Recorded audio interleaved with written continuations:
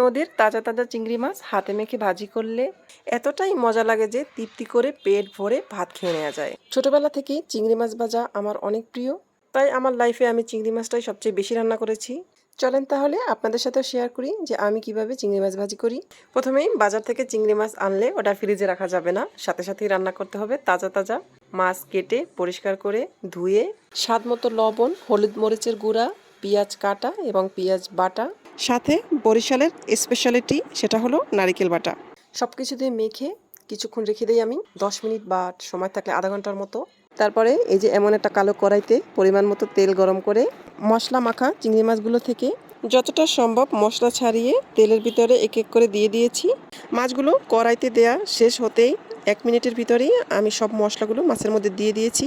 তারপরে 2 মিনিট যেতে না যেতেই আমি সব মাছগুলো এক এক করে উল্টে দিয়েছি, কারণ শুরু থেকেই আমার চুলার আঁচ এখন পর্যন্ত হাই হিটেই আছে।